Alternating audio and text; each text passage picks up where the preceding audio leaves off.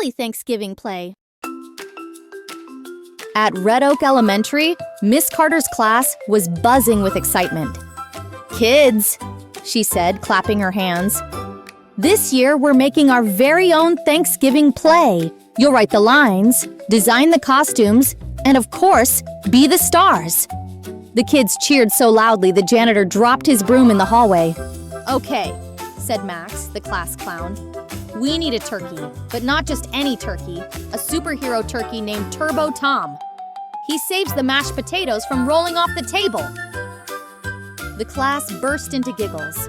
Sophie raised her hand. "We also need the Pilgrims and Native Americans, but maybe with disco shoes?" "Yes!" shouted Jamal.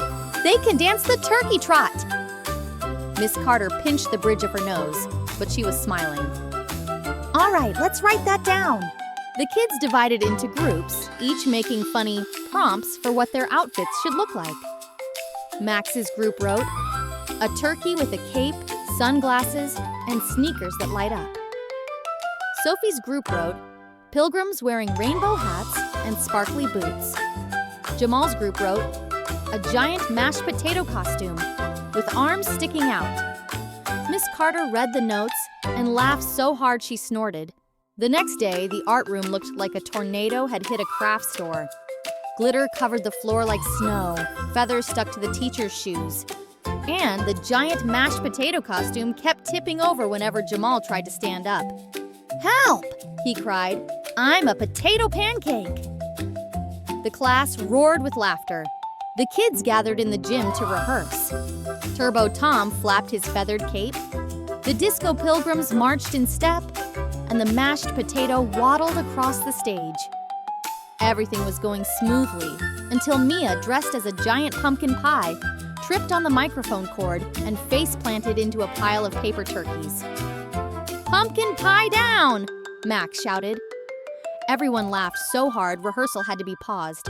On the day before the show, the kids tried setting up their big cardboard Thanksgiving feast table. It looked amazing, until someone put the cranberry sauce prop too close to the fan. The paper cranberries went flying through the room like confetti.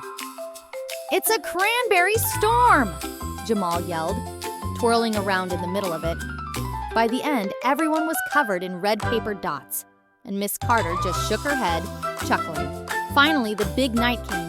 The kids lined up behind the curtain, buzzing with nerves. "Remember," whispered Sophie, "if we mess up, just keep dancing." Max whispered back, "I'm planning to mess up on purpose." The mashed potato costume snorted so hard with laughter that the headpiece rolled right off. The kids scrambled to stick it back on just as the curtain began to rise. Parents filled the gym, cameras ready. The curtain rose, and chaos began. Turbo Tom the turkey zoomed in, but tripped over his cape and did a somersault. The disco pilgrims started dancing so wildly their rainbow hats flew off into the audience, and the mashed potato rolled right across the stage, knocking into the cranberry sauce, who was really Olivia wearing a red tutu. The crowd gasped, and then erupted in laughter and applause. When the play ended, the kids lined up to bow, but Max shouted, "Wait! Turbo Tom has one more move!" He spun in a wild circle, flapped his arms, and shouted, "Gobble, gobble, power!" The rest of the kids joined in, making turkey noises so loud the whole gym shook with laughter. The audience clapped until their hands were sore. Even Principal Johnson stood up and cheered. At the finale, all the kids shouted together, "Thanksgiving is about being thankful for family, friends, food, and fun." The audience clapped so hard Miss Carter's eyes sparkled with pride. Later, she told the class, "It wasn't the play I planned, but it was the funniest, happiest Thanksgiving play Red Oak has ever seen." And from that day on, the kids agreed. Sometimes the best plays are the ones that go a little gobble-wobbly,